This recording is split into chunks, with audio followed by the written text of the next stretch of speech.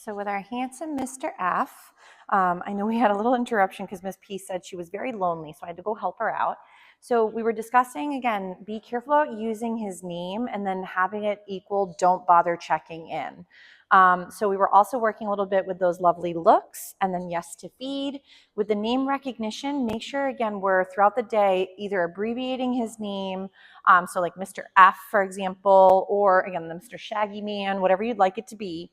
But if throughout the day you're saying his name, Finley, and it starts to equal don't bother checking in, we could be losing that awesome name recognition for later.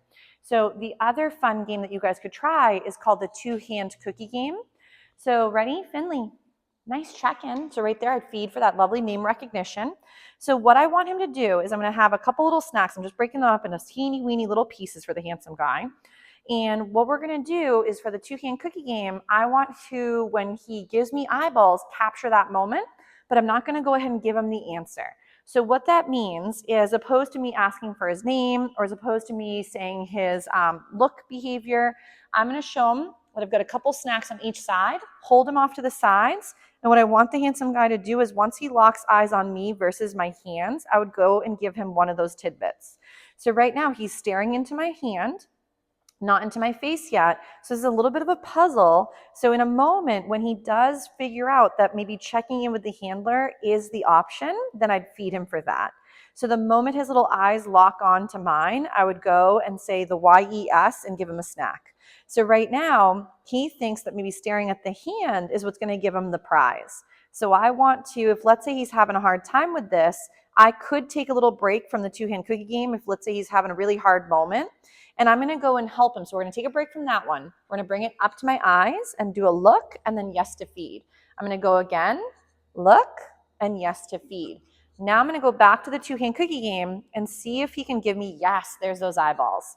So sometimes if your puppy is uncertain, yes, bring it back to the skill or behavior he was doing well with the first moment and bring it to an easier yes criteria. So lower the criteria if he's having a hard time.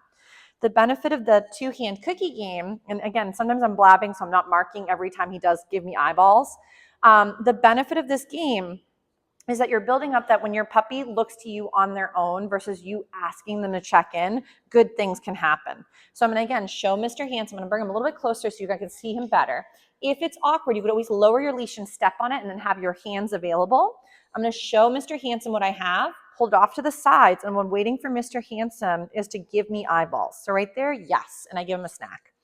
So in the beginning, what a smart boy, is we're going to go ahead and when he locks eyes on me, right now my hands are off to the sides.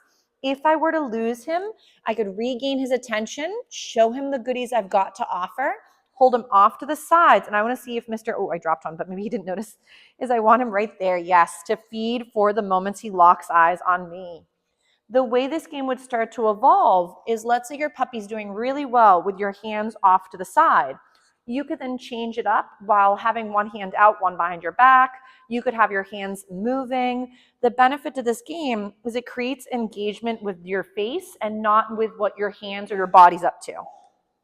So again, I'm going to get Mr. Handsome's attention. I know his girlfriend is singing a little bit in the background. So we're going to go ahead right here and I'm going to wait, yes, for those eyeballs. Beautiful. Now maybe I put one hand behind my back and I want to see if he'll still instead check in with my face versus my hands.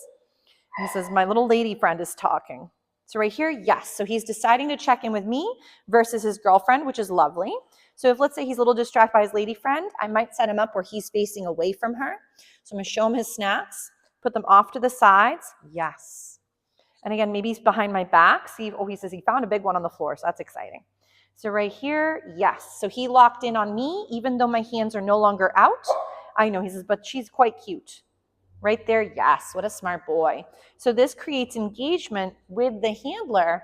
And the third more difficult step, so again, hands out to the side, step number one. Number two, hands could be moving behind your back, wiggling, and you're still looking for those eyes to hit you. I know, Miss P says, I will one day join the party. Wild woman, 1 second. She's like, no, I want to join now. So the third more difficult step, you show your puppy the snacks, you turn away from them, and you see if your puppy can come to find the front of your body and you feed for that moment. So obviously he may not understand this last step quite as well. So you can also help your puppy by luring them, yes, into the front of your body and feed for that. So I'm going to try again, show him snacks, turn away from the handsome guy, see if he can come to the front of my body. He's like, how about next to you?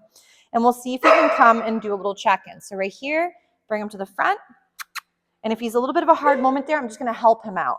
So, but again, guys, when it comes to these lovely eye contact exercises, definitely make sure to rotate. I know Miss P says, I'm tired today. She's watching me and wants more snacks. Ready? We'll do another little find it for the handsome guy. I'm just going to go through a couple little tidbits for the lovely lady. She says she's all set with what she's got. Ready? My poor little lady, go on over. So ready? Finley, this way. So with Mr. F, he's been doing a really nice job too throughout the whole day, bouncing back and forth between the distractions of the friends, the building, the different sounds. Ready? So we'll do a little sit. But if, again, he's taking a little breather after this round ends, perfectly fine. I would recommend to continue into something so the momentum that he's kind of been working on keeps going. If you're not sure what your next steps might be with him, you can always check in. But the beautiful boys and girls did such a nice job in the Doggy Day School program. There is another round available. I am not saying you must rock it. I know some of the students are doing instead the structured play, which doesn't involve the filming and the practice when it comes to basic obedience skills or building up other skills as well. But the structured play is, again, a setup for the babes to keep rehearsing appropriate play, working in and out of the engagement through play, and then relaxation near new friends. So right here, Finley, he's like, no, she looks really intriguing. So let's say I said his name, nothing happened. I'm going a little bit closer. Finley. Yes, what a good boy. Nice job. So I'll feed for that, and we might do another little find it. But again, guys, if any of the babes, again, when you're working at home, you have a question or concern, feel free to check in. But again, all the students did a very good job for their 4 sessions of the Doggy Day School. But we'll call it a day, and I'll go help Miss P. Maybe she's got to go to the restroom, and I'll go bring her out real quick. But nice job for all of the beauties.